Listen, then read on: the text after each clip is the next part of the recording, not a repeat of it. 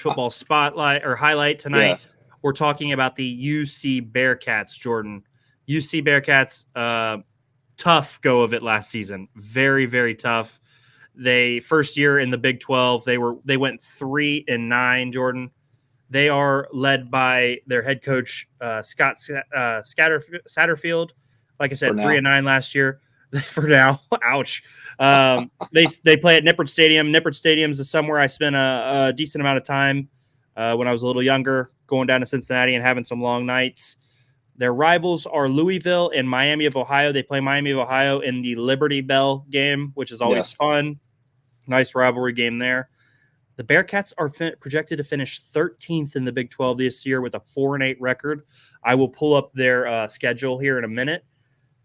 Tough time in the Big 12. And if you look at their schedule, Jordan, they don't even play some of the top teams in the Big 12 this year. That's how low people are on the Bearcats right now. But I do think there are some positives, and I'm going to touch on those for you because they do have some damn good football players on this team. If you look at their recruiting class, they had the 51st rated recruiting class. That's pretty damn good with 21 commits.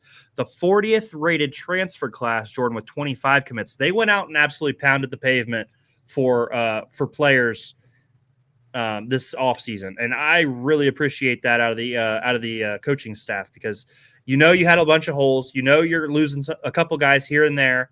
You go out and you bring in some damn good football players. So I do appreciate that from the head coaching staff. Their best three players, Corey Kiner, the running back, rushed for over 1,000 yards, had 5 TDs. Expected to be even better this year. Cincinnati also brought in Evan Poyer from Ohio State, who will definitely give them a little bit of a boost in the backfield also. So I'm excited about that. Dante Corleone, the D tackle, is one of the best defensive linemen in football. He is incredible. An absolute space eater. He can do a little bit of everything. He will be a NFL draft pick for sure in the first round. And then their center, Gavin Gerhardt, one of the best centers in college football. He was rated that way last season, and he anchors a very good offensive line. So that is some stuff that the UC Bearcats have going in their favor. They also bring in quarterback Brendan Sorsby from Indiana, who threw for 1,600 yards, 5 touchdowns. He's a 6'3". He's all around. He can run a little bit. He can throw a little bit. He is a good athlete. So, like I said, Jordan, UC, they've got a lot of good football players. They just play in a damn good conference. Now, it's not as great now that Oklahoma and Texas have gone officially, but still, Utah, Colorado is going to be fun to watch. I don't think they're going to be great, but there's still some really good high-profile games out there for Cincinnati. What are your thoughts looking at this so far? Well, it has been kind of a fall from grace, Doug, because you look at Cincinnati the last couple previous years, even dating all the way back when they had Fickle there, and we saw them in some good bowl games. We even saw them kind of take Georgia to the max just a few years ago. So that was a hell of a game. Hell of a ball game. That was a hell of a game. Big shout out. Wish the left tackle didn't get ejected in the game. Kind of went south after that. But and maybe that's just the name of the game. They went through kind of a coaching corral, a lot of transfers, no consistency at quarterback last year was kind of their main problem. So it was good to see, like you said, they beat the pavement, brought in what they absolutely know they needed from the transfer portal in this day and age of the NIL.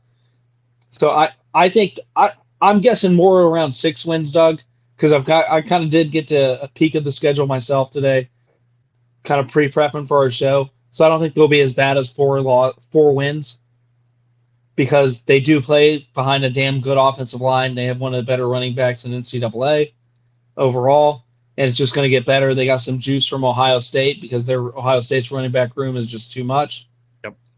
And he's going to make an impact here at UC, make no doubt about it.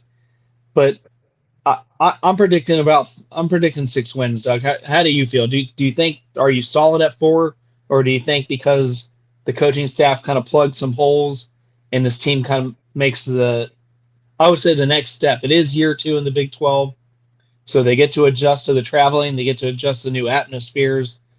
Last year, inconsistency, and it had to be kind of a culture shock, right? I mean, you would believe going from a much smaller conference, even though they had played and playoff style atmosphere.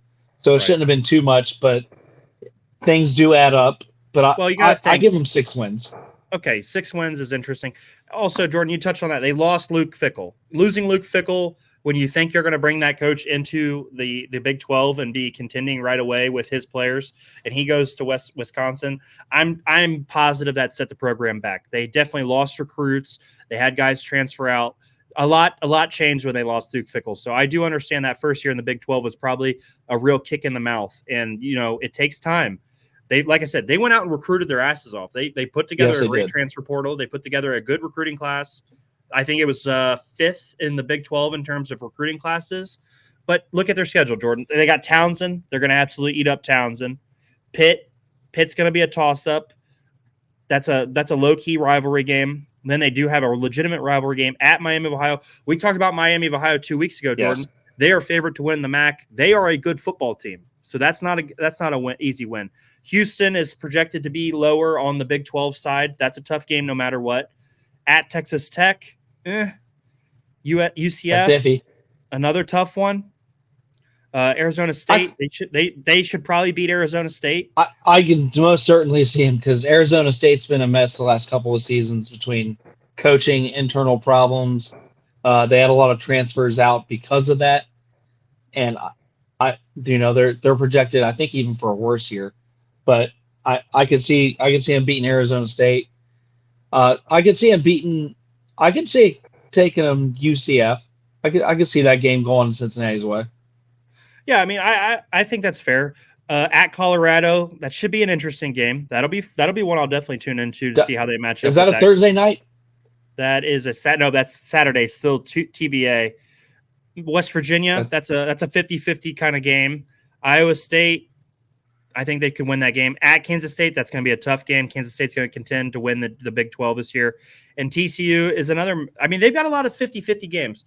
If the players that they brought in from the transfer portal can come in and be good right away, they might sneak into 5 to 6 wins. But you never know. Bringing in new guys, new system, all that kind of stuff, it could take time. And if it takes time, they beat Townsend, but if they lose to Pitt, lose to Miami, you start off real slow going into the Big 12, and you start to get those old feelings back. Oh, no, 3-9, we could, 4-8, here we come, that kind of stuff. So that can happen. I like your boldness, 6 wins. I'm going to go 5. I'm going to go 5 wins for the Bearcats this year. I would love for them to do better. I low-key support them. I don't want them to do bad. There's no reason to not root for them and want them to do well. So, just because I'm an Ohio State fan doesn't mean I root against the rest of these Ohio teams. No, not at all. And I think they still won against UCF, and I think they still won against Pitt. So get there. There's my 5 and 6. Okay, that's fair. So yeah, good luck to the Bearcats this year. We'll definitely be watching and supporting from afar, and we're going to be talking about a lot of college football coming up here in the fall. So us and everybody else will definitely be just talking college football.